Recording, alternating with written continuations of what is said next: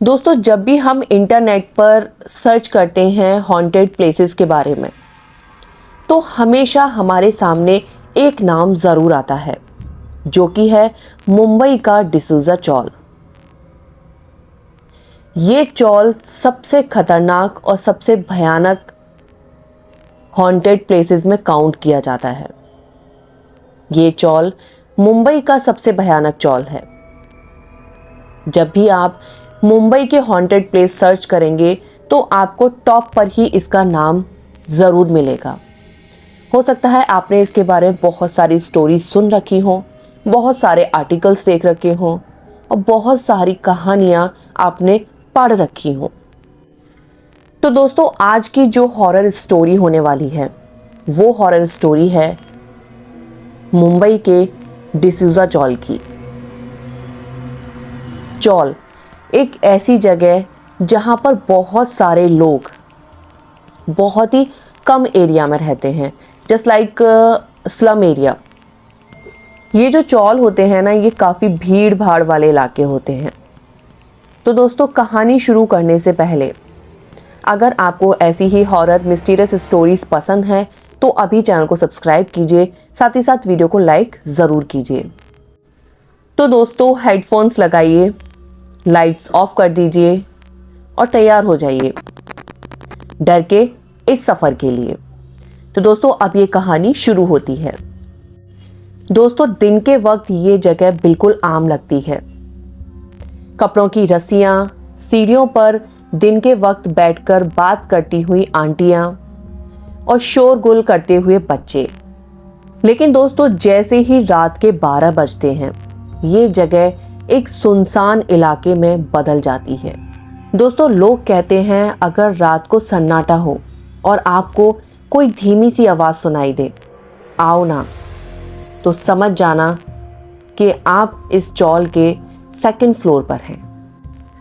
दोस्तों, 2 लड़कियां इंदौर से मुंबई शिफ्ट होती हैं।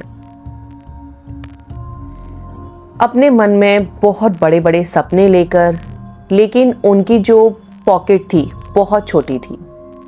उनकी जो फाइनेंशियल कंडीशन थी बहुत ज़्यादा ख़राब थी। वो इस उम्मीद के साथ मुंबई शिफ्ट होती हैं कि शायद वो मेहनत करेंगी तो हो सकता है कि वो एक सक्सेसफुल इंसान बन जाएं, उनके जो सपने हैं वो पूरे हो जाएं।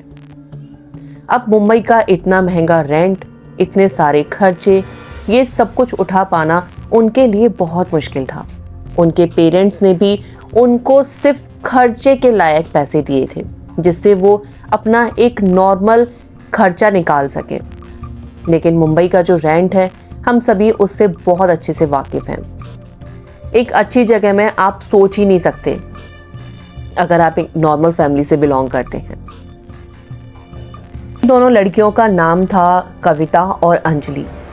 कविता का एक फ्रेंड था मुंबई में, राहुल, जिसके थ्रू ये दोनों इंदौर से मुंबई पहुंची थी। जैसे ही ये मुंबई पहुंची, वहां जाकर इन्होंने राहुल से, ये दोनों की मुलाकात हुई।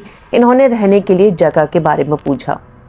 राहुल ने इनको बोला कि यार देखो सुनो, अच्छी जगह पर तुम्हें घर मिल पाना बहुत कम रेंट में पॉसिबल नहीं है, तो तुम एक काम करो, मैं तुम्हें एक जगह लेके चलता हूँ जहाँ पे तुम्हारा ना के बराबर खर्चा होगा। जो भी खर्चा होगा सिर्फ तुम्हारा खाने पीने का और आने जाने का, वही सारे खर्चे होंगे। बाकी जो वहाँ का रेंट है बिल्कुल मामूली सा है। एक तरीके से ये समझ लो कि तुम फ्री में ही वहाँ रहोगी। ये सुनकर ये दोनों बहुत खुश हो जाती हैं, बोलती हैं कोई बात नहीं यार, हमें सिर्फ रहना ही तो है, हम कहीं भी स्टार्टिंग में रह लेंगे। राहुल इनको लेके पहुंच जाता है मुंबई के एक चौल में, जिसका नाम था डिसूज़ा चौल। वहां जाकर इनको सेकंड फ्लोर पर एक रूम मिलता है, जिस रूम का जो रेंट था वो बिल्कुल भी ना के बराबर था। ये दोनों वहां शिफ्ट कर जाती हैं। जब ये दोनों उस चौल में जाती हैं तो इनको ना एक अलग सी वाइब आती है, मतलब बहुत ज़्यादा सुनसान, बहुत ज़्यादा सन्नाटा, क्योंकि ये शाम के वक्त वहाँ पहुँची थी। इन्होंने हमेशा से सुना था कि जो चौल होते हैं वो बहुत भीड़ भाड़ वाले इलाके होते हैं, बहुत शोरगुल होता है और मतलब बहुत ही उस एरिया को देख के ना घिन सी आती है। इन्होंने हमेशा से ये सुना हुआ था, लेकिन जब ये वहां पहुंची तो वहां बिल्कुल सन्नाटा था। एक बार तो इनके मन में आया कि यहाँ कोई रहता भी है या नहीं, लेकिन शाम का वक्त था, इन्होंने ज्यादा इन सारी चीजों पर ध्यान नहीं दिया और ये दोनों उस रूम में जाकर शिफ्ट हो गई। बाहर से अपना जो भी सामान वामान लेना था इन्होंने लिया और आराम से ये वहां रहने लगी। अगली सुबह जब इन्होंने देखा तो वहां पर इनको काफी सारे लोग नजर आए, तो इन्होंने बोला कि चलो अच्छा है, कम से कम यहाँ लोग तो रहते हैं। लेकिन शाम होते ही ये जो चौल थी बिल्कुल सुनसान हो जाती थी, बिल्कुल यहाँ पर सन्नाटा हो जाता था। ये इनके लिए बहुत हैरान कर देने वाली बात थी। ये सुबह यहाँ से निकलती थी, शाम को अपने घर वापस आती थी। जब ये सुबह जाती थी सब कुछ चौल में बहुत अच्छा होता था, शाम को आते वक्त एकदम सन्नाटा इन्हें मिलता था। और जो वॉशरूम्स वगैरह ये जो यूज़ करती थी वो भी कॉमन वॉशरूम्स थे, जो कि अक्सर हमने देखा है कि चॉल्स में होते ही हैं। इनको उस जगह में घिन तो आती थी, लेकिन इनकी मजबूरी थी, क्योंकि इनके जो कंडीशन थी इतनी अच्छी नहीं थी कि ये एक अच्छी जगह अफोर्ड कर पाए। एक दिन रात के वक्त कविता कॉरिडोर में वॉक कर रही थी। अचानक से उसे ना वॉक करते करते किसी के पायल की आवाज सुनाई दी। ये जो पायल की आवाज थी, इसने सोचा हो सकता है कोई लेडी होगी जो कुछ काम से बाहर निकली होगी या कुछ भी। इसने इस चीज को बिल्कुल इग्नोर किया, लेकिन इसने इस चीज को ध्यान दिया कि जब जैसे ही ये चलना शुरू करती थी वैसे ही वो पायल की आवाज आती थी। जब ये रुक जाती थी तो वो पायल की जो आवाज थी वो बिल्कुल बंद हो जाती थी। इसको ना थोड़ी सी घबराहट सी होने लगी, इसको डर लगने लगा कि मेरे चलने के साथ ये आवाज आ रही है और मेरे रुकने पर ये आवाज बिल्कुल रुक जाती है। ये फटाफट से अपने रूम में आ जाती है और अपना डोर बंद कर लेती है। अंजलि इससे पूछती है क्या हुआ, तो इसने बताया यार ऐसा मेरे को लगा, लेकिन हो सकता है कि मेरा वहम हो। ये दोनों अपना सो जाती हैं। अगले दिन सुबह ये अपने ऑफिस जाती हैं, वहां से वापस आती हैं और रात को ये दोनों ही अपने कॉरिडोर में वॉक कर रही थी। अचानक से इन्हें एक सीढ़ियों पर एक लेडी की परछाई नजर आती है। उसका चेहरा इनको क्लियर नजर नहीं आता, लेकिन ये इतना समझ गई थी कि उसने वाइट कलर के कपड़े पहने हुए हैं और वो उन सीढ़ियों पर चढ़ रही है। लेकिन उसके जो चढ़ने का तरीका था बहुत अजीब था।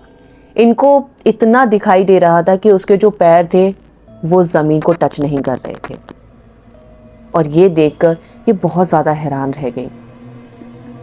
कविता और अंजलि ने जब उस लेडी को देखा तो वो बहुत ज़्यादा डर गई, बहुत ज़्यादा हैरान रह गई। और इन्होंने आज सेम यही बात नोटिस करी कि जब ये चलना शुरू करती थी तो वो पायल की आवाज़ आती थी और जब रुक जाती थी तो वो पायल की आवाज़ रुक जाती थी। और वो जो लेडी थी जो सीढ़ियों से ऊपर चढ़ के आ रही थी वो सेकंड फ्लोर पर ही आ रही थी। इनके सामने वाली जो बिल्डिंग थी उसके सेकंड फ्लोर पर इनको वो लेडी नजर आ रही थी। ये दोनों उस लेडी को अपने सामने वाली बिल्डिंग में देखकर बहुत ज़्यादा हैरान रह गई, क्योंकि वो सिर्फ इनकी तरफ ही देख रही थी और बार बार इनको रुकने के लिए बोल रही थी। इनको एक आवाज़ सुनाई दे रही थी, रुक जाओ। लेकिन ये डर की वजह से सीधे अपने रूम में भागने लगी और जैसे ही इन्होंने दरवाज़ा बंद करने के बारे में सोचा वो लेडी इनकी आंखों के सामने थी और वो इनको बोलती है मुझे अकेला मत छोड़ना। और ये दोनों बहुत डर जाती हैं। इन्होंने फटाफट से अपना डोर बंद किया और अंदर ही अंदर ये बहुत डर की वजह से इतना बेचैन हो गई, रोने लगी। थोड़ी देर तक सब कुछ शांत रहा, लेकिन अगले ही 10 से 15 मिनट के बाद इनका दरवाजा किसी ने नॉक किया। अब ये दोनों इतनी ज्यादा डरी हुई थी कि दोनों दरवाजा खोलना ही नहीं चाह रही थी, लेकिन वो जो नॉकिंग थी वो कंटिन्यू थी। बार बार कोई इनका दरवाजा नॉक किए जा रहा था। एक बार अंजलि के माइंड में आया कि हो सकता है कोई नीचे से या साइड से आया हो, अच्छा होगा हम दरवाजा खोल देते हैं, हम उससे हेल्प भी मांग लेंगे। लेकिन कविता उसको मना करती है कि यार प्लीज दरवाजा मत खोल। लेकिन अंजलि ने उसकी बात नहीं सुनी और अंजलि ने वो दरवाजा जाकर खोल दिया। जैसे ही अंजलि ने वो दरवाजा खोला, सामने वही लेडी उसके खड़ी हुई थी और उसका चेहरा इतना डरावना, इतना भयानक, बहुत ज्यादा। उसके पूरे चेहरे पर खून लगा हुआ था और अंजलि उसे देखकर बहुत जोर से चीखें मारना शुरू कर देती है और वो लेडी सिर्फ इनसे एक बात बोलती है, रुक जाओ, मुझे छोड़ के मत जाना। और अंजलि वहीं पर बेहोश हो जाती है।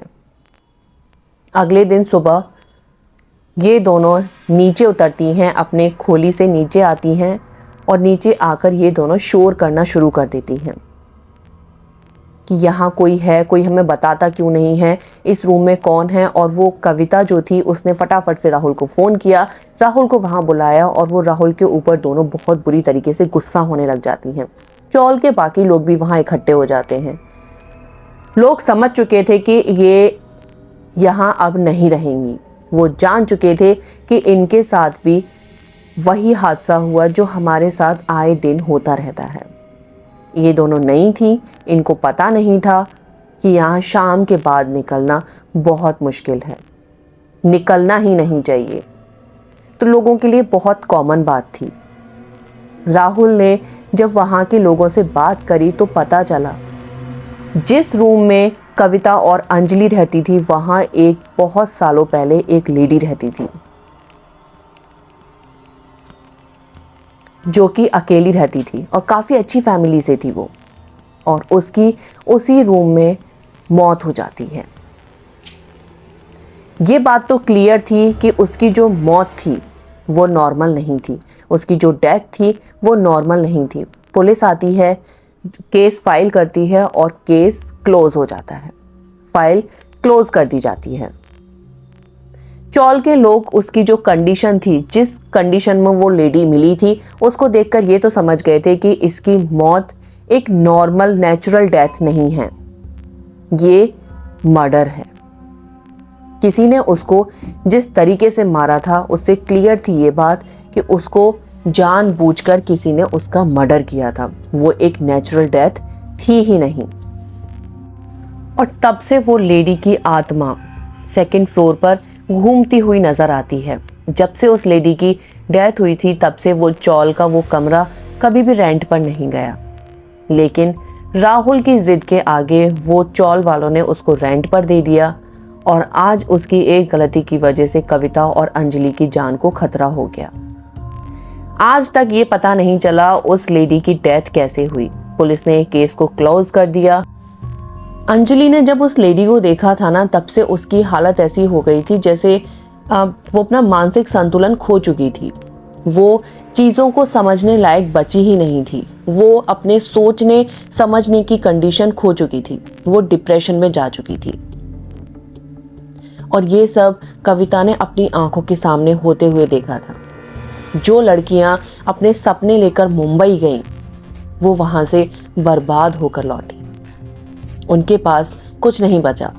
अंजलि की कंडीशन ऐसी थी कि वो अपने जीने की उम्मीद भी छोड़ चुकी थी, जीने की एक तमन्ना वो छोड़ चुकी थी। कविता, उसने घर से निकलना बंद कर दिया था क्योंकि वो जो लेडी का चेहरा था वो दोनों की आंखों के सामने से हटता ही नहीं था। बहुत सारे ट्रीटमेंट कराए गए, सब कुछ कराया गया, लेकिन उनकी कंडीशन को कोई भी सुधार नहीं पाया। दोस्तों, आज भी डिसूजा चौल में लोग रहते हैं, पर सेकंड फ्लोर पर कोई टिकता ही नहीं है, क्योंकि जो आत्मा एक बार बुला सकती है वो बार बार बुला सकती है। तो दोस्तों, ये थी मुंबई के डिसूजा चौल की कहानी। तो दोस्तों, मिलते हैं आपसे एक और नई हॉरर स्टोरी के साथ। तब तक के लिए हर हर महादेव।